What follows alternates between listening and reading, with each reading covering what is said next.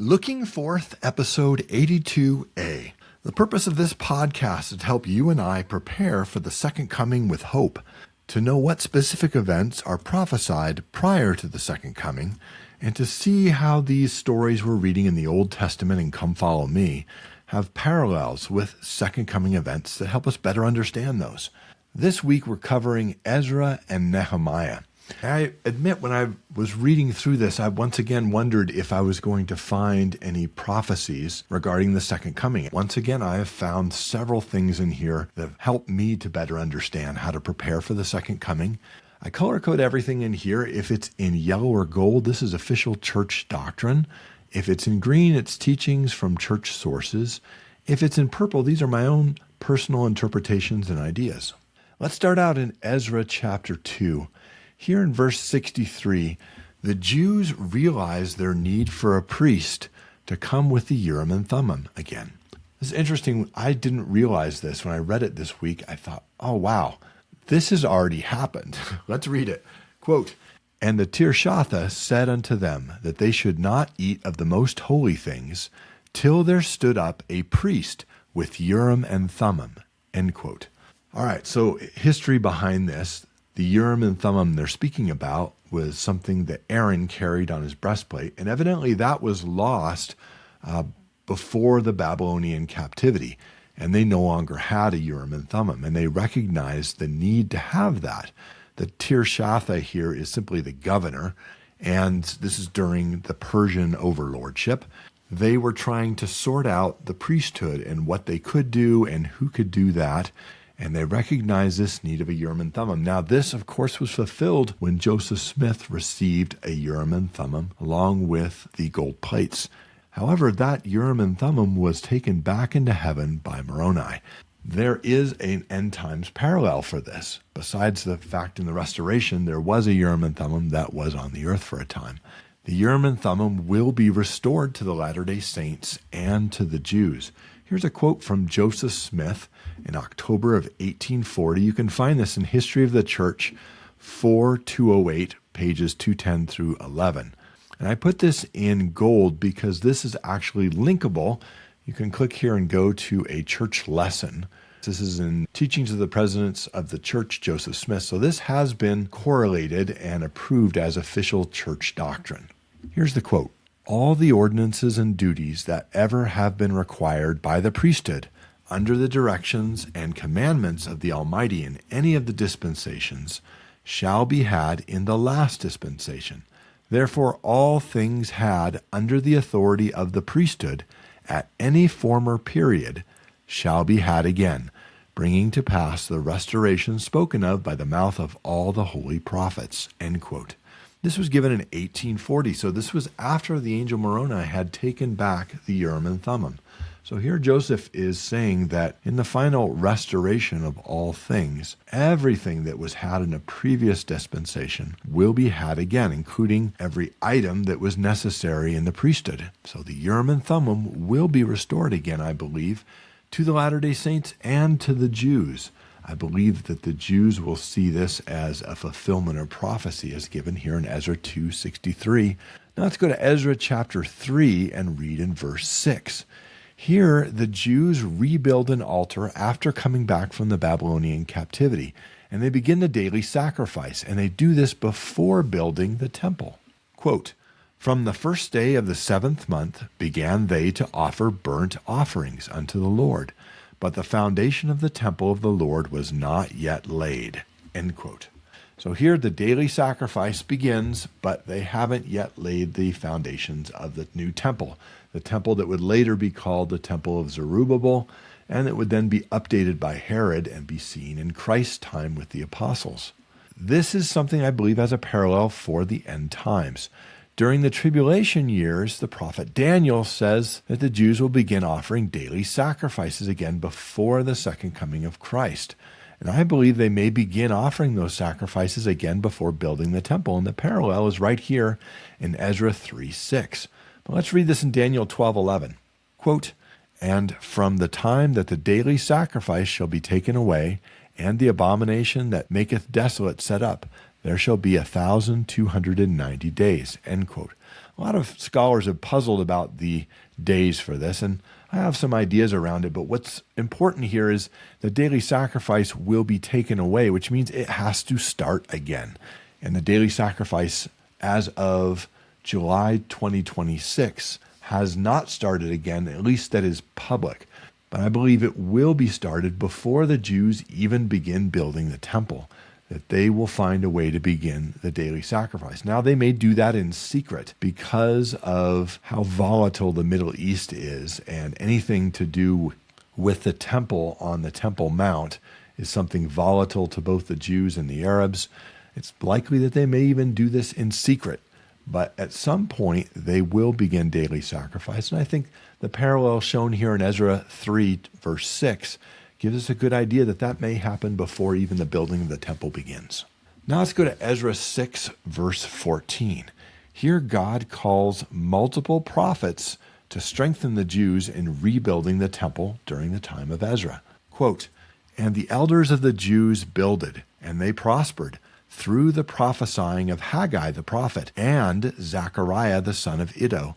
And they builded and finished it according to the commandment of the God of Israel, and according to the commandment of Cyrus and Darius and Artaxerxes, kings of Persia." End quote. So here, as the Jews are going through the opposition and difficulty of building this second temple after the Babylonian captivity, they are strengthened in doing that by the help of two prophets, Haggai and Zechariah. This is interesting to me because the end times parallel that I see is the Lord in the building of the third temple, the one that has not yet been built, but which will be built before Jesus Christ returns to the Jews, is likely to be strengthened by the prophesying of two witnesses. Now, these two witnesses are mentioned several places in the scriptures, the Old Testament as well as the New Testament. This is something that we don't know exactly how this will happen, but we do know that those two witnesses will be in Jerusalem defending it, and it's likely that before they're defending it or while they're defending it, they are preaching to the Jews and strengthening them in their efforts to rebuild the third temple. Now let's switch to the book of Nehemiah. We'll go to chapter 1, verse 9. Here God promises to gather the house of Israel from the utmost parts of heaven. This is a prophecy, and this has been quoted by Michael Rush to support some of the theories he has about how the lost 10 tribes will return.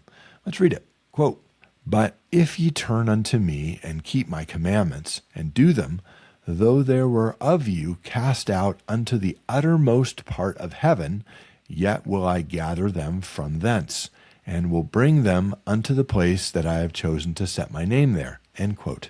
So here, this is being quoted by Nehemiah. It's a quote from Moses.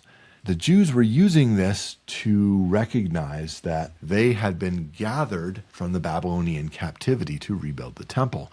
Now, this is something that, as a promise, will be fulfilled multiple times.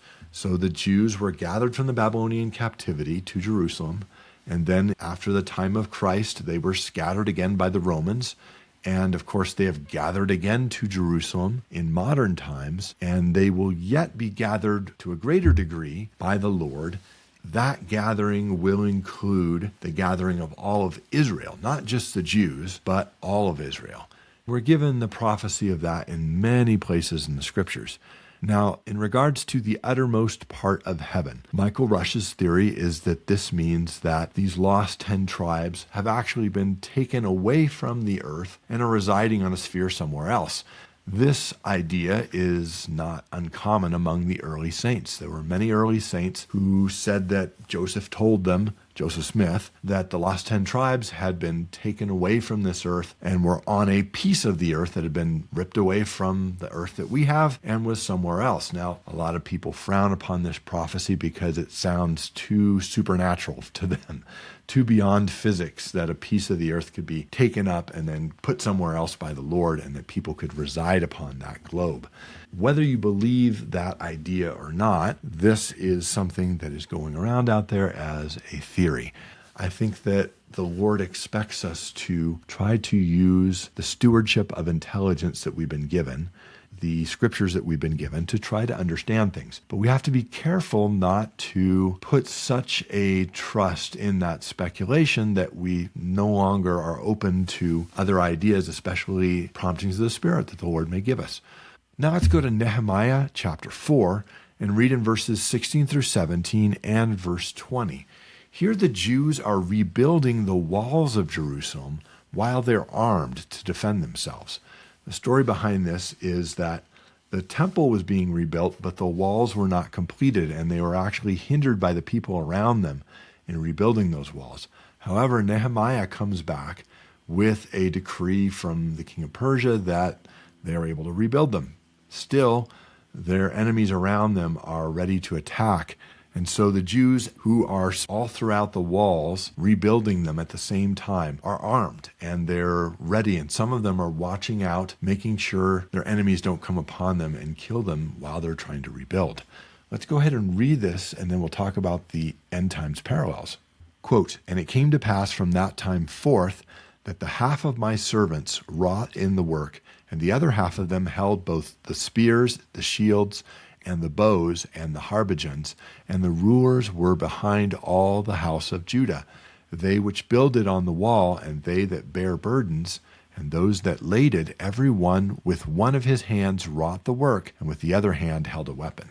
End quote. So here you get the sense that they are concerned. They know that there are those around them who would like to attack them, and so they are prepared to defend themselves. As far as we know, they did not have to fight any battles. Here in verse 20 it says, quote, "In the place thereof ye hear the sound of the trumpet, resort ye thither unto us, our God shall fight for us." End quote. So this is Nehemiah encouraging the people as they're armed while working on the walls of Jerusalem anciently, that if they needed to fight, that God would fight for them. I think the end times parallel for this is that when Latter-day Saints gather to build Zion, to build the New Jerusalem and other Zion cities, they will likely need to be prepared to defend themselves.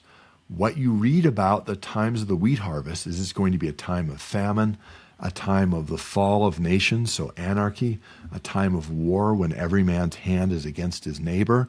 So yeah, it seems likely that we will need to be ready to defend ourselves.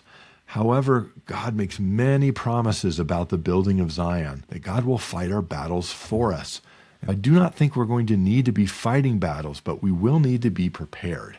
Now let's go to Nehemiah chapter 5 and read in verses 10 through 11.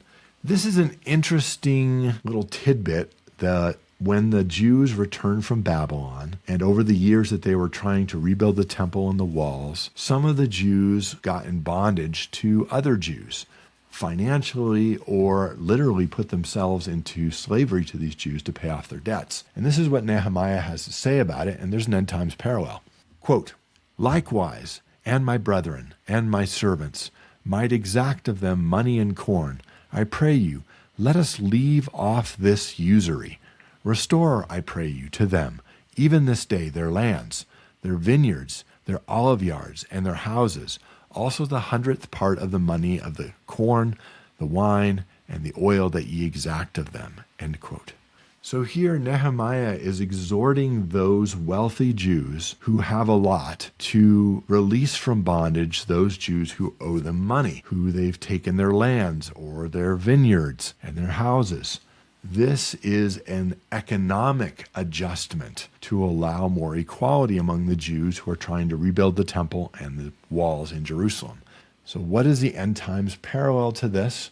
Well, the Latter-day Saints, as they gather to Zion, they will live the full law of consecration. The prophets and apostles in the latter days have mentioned this over and over again. This is official church doctrine. I should have marked this into gold or yellow here. It's not just my interpretation of this. I'm going to read you actually 4 quotes where Latter-day apostles talk about what it means to live the law of consecration. And this is going from September of 1854. This is a talk called Consecration. You can find it in Journal of Discourses, Volume 2. This is Orson Pratt. Quote, "We read in another revelation that God gave in the early rise of this church that unless we are equal in earthly things, we cannot be made equal in heavenly things. Here is an equality preached. There must be an equality in earthly things in order that we may be equal in heavenly things. In the first place, how shall we get at this order? In what manner and by what means shall we begin to lay the foundation of this equality? The Lord has told us that it is required of every man in this church to lay all things, not 1/10 alone, but to lay all things before the bishop of his church, consecrate the whole of it, everything he has, his flocks and herds, his cattle, horses and mules, his gold and silver, his wearing apparel, watches, jewelry, and everything he possesses, consecrate it, not keep back a portion like Ananias and his wife, but give everything, make a full consecration to begin with, end quote. So here, Orson Pratt in 1854 is laying out what the law of consecration really means, and we do not live that law right now. That is something we promised to live in the temple, but right now we are given a lesser version, which is tithing. But the full meaning of this law is to give absolutely everything we possess to the Lord through the bishop of his church. And then the bishop and that person make an agreement between the two of them about what is consecrated back to them. The portion that is not consecrated back is then given into the church storehouses and is used to create this equality. Now, the equality Orson Pratt talks about, and you can read this talk in detail, he goes into it, is not an equality that means everyone gets the exact same amount. It's not communism by any stretch. And several later apostles talk about this as well. What it is it's giving to each person what they need to accomplish their goals. And some people are going to have a very different set of skills and goals, and they're going to receive more to accomplish that. Some people will have more children and people to take care of, and so they're going to need a larger stewardship. So it is not equality in the sense that everyone gets the exact same amount and the exact same things. This is important to understand. And every year there is a stewardship meeting which is done where that consecration is made again. Here's what you have as a steward. How did it go, that stewardship you had? How did you use it? Did you gain more? Do you need help at some point because maybe you lost some of your stewardship because of bad economic times or natural disasters that happened? This process of initially consecrating everything to the church, having an agreement between you and the bishop about what you need consecrated back to you, and every year making this meeting with the bishop and going over your stewardship, reporting back, and making that adjustment again. That was the full law of consecration that Orson Pratt was talking about here. Let's read a couple other quotes that talk about this and why it's going to be coming back and why we need it. Here's another one. This is Orson Pratt in April of 1873, so about 20 years later. It's a talk called Establishment of the Kingdom. You can find it in Journal of Discourses, Volume 16. Quote, "When we gathered up to Jackson County in the state of Missouri in the year 1831, the land was consecrated and set apart by revelation for the erection thereon of a great and heavenly city unto the Most High God, not the old Jerusalem, but a new Jerusalem, a city of Zion. God, by the mouth of his servant Joseph, who for a short space of time dwelt in the midst of the people there, revealed the law of consecration, not the law of tithing, but the law of consecration.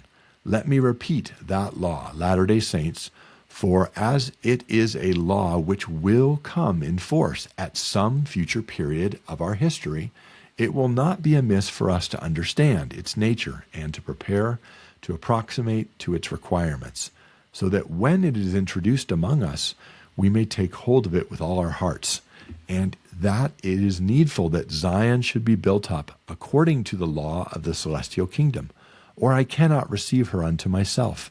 He cannot receive her only as she is built up according to the full law of consecration. All the Zions that have ever been redeemed from all the creations that God has made have been redeemed upon that principle." End quote. So here Orson Pratt is confirming that it will come in force, this full law of consecration, that we don't live now at some future period. And he connects that as necessary for us to build up the New Jerusalem.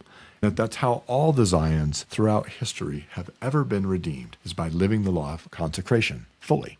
Here again are some more modern apostles who spoke about this need and the law of consecration. Here's Victor L. Brown in a talk called The Law of Consecration given in November of 1976 at the BYU Speeches. Quote, "As we look back over these noble experiments in Utah, we now see that the original law of consecration revealed through the prophet Joseph in the early 1830s was never strictly followed in any instance, either in Utah or in Missouri. I suppose the point of beginning is our conversation to the principle that everything we have really belongs to the Lord. Until we feel in total harmony with this, it will be difficult, if not impossible, for us to accept the law of consecration. As we prepare to live this law, we will look forward with great anticipation to the day when the call will come. If, on the other hand, we hope it can be delayed so we can have the pleasure of accumulating material things, we are on the wrong path." End quote. So here in 1976, Victor L. Brown at BYU is saying that the law of consecration will be something that will come as a call from Latter-day Prophets in the future. If we're to prepare for it, we need to realize that everything we have is the Lord's. And if we are worried about giving up our homes, our property, our cars, our food storage, whatever it may be, we're on the wrong path. We need to realize that everything we have is the Lord's and will be the Lord's. That's why the Lord's going to give us a promise to give us everything that He has. Here's another quote from Ezra Taft Benson, April of 1977. This is called A Vision and a Hope. It's also a BYU speech.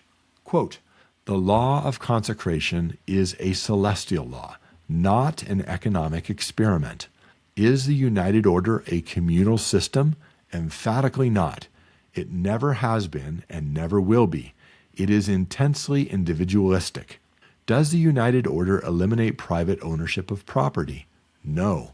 The fundamental principle of this system is the private ownership of property.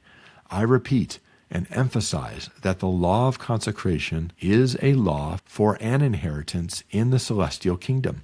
God the Eternal Father, His Son Jesus Christ, and all holy beings abide by this law. Though not in full operation today, it will be mandatory for all saints to live the law in its fullness to receive celestial inheritance." End quote. So there, Ezra Taft Benson is not only reminding us that this is something that must be lived for the building up of the New Jerusalem, it is a celestial law that we must have if we hope to live in the celestial kingdom. It is the way He deals with property.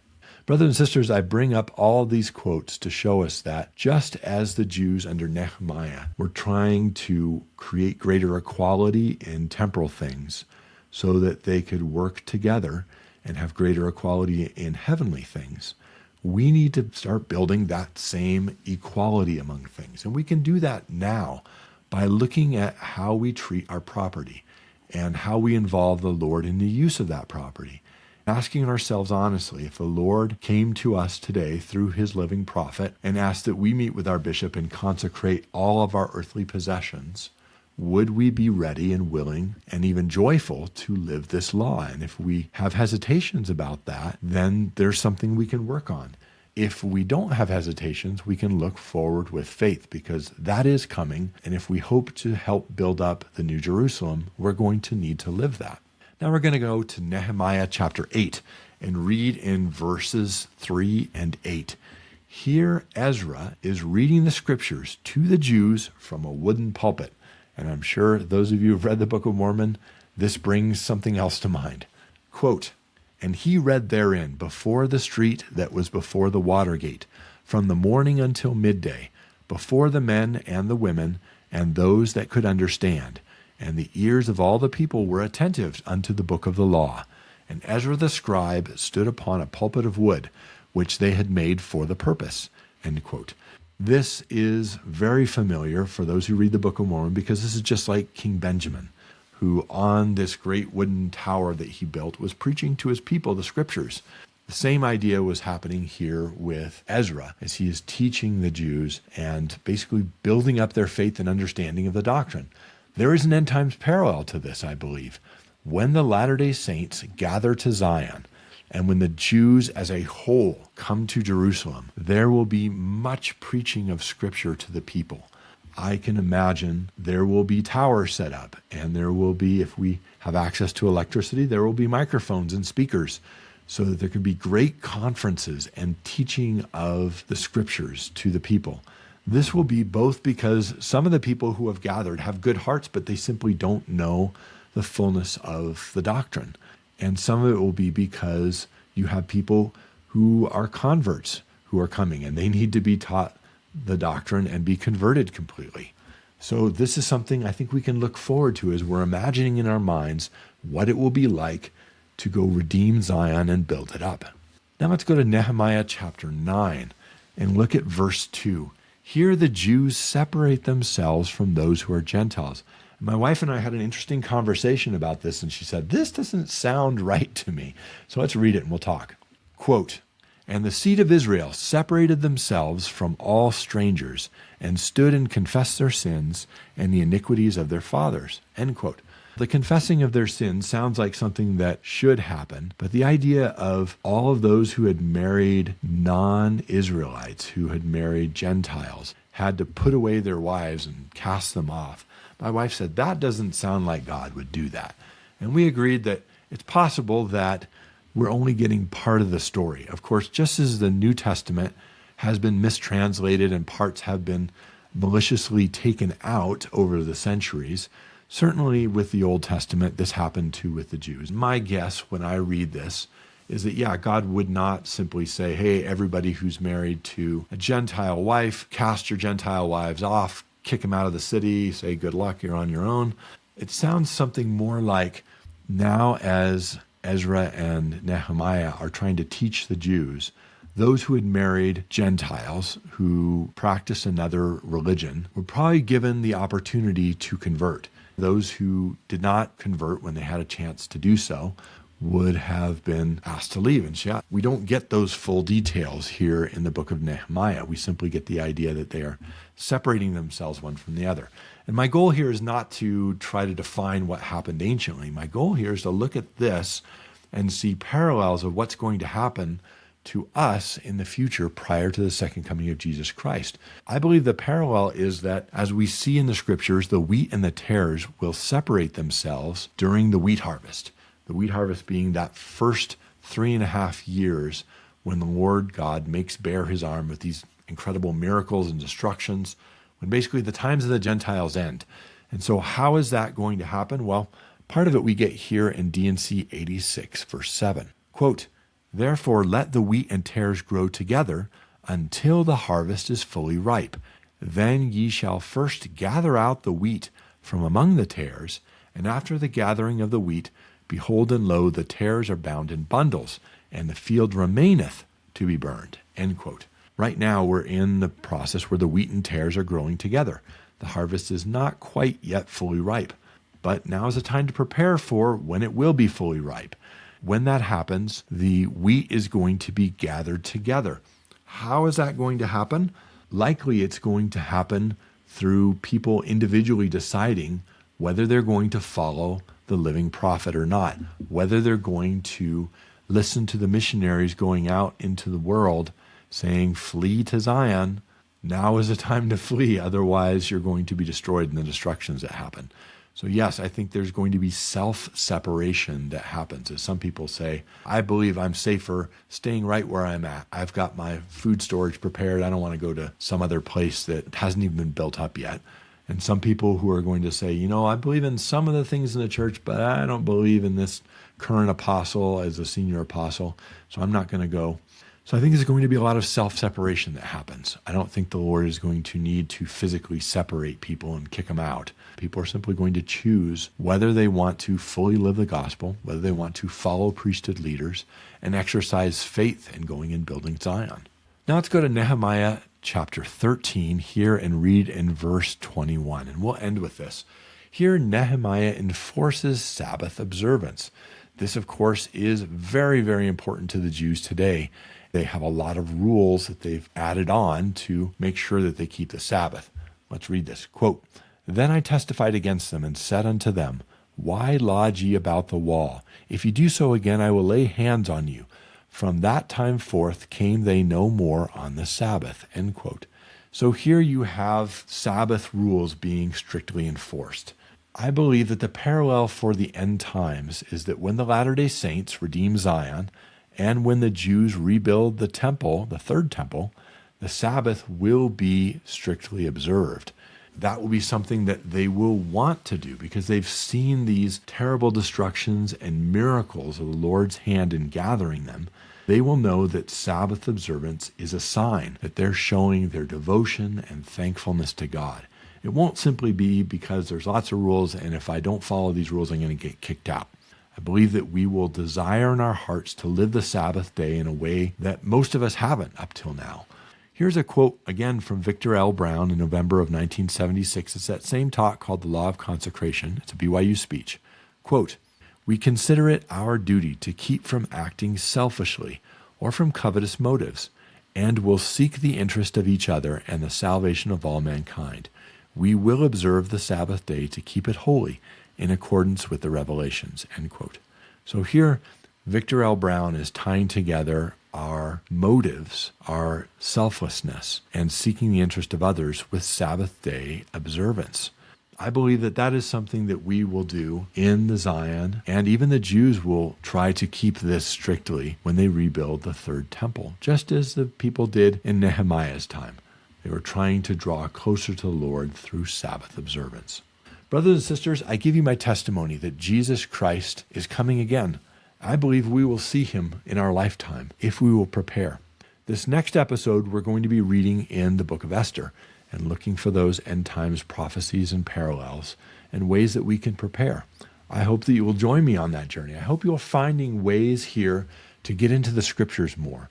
If you go down to the description and click on more, you'll get this actual Word document. So you can go to the exact primary sources that I'm using and you can read them in more detail for yourself. And I encourage you to do so.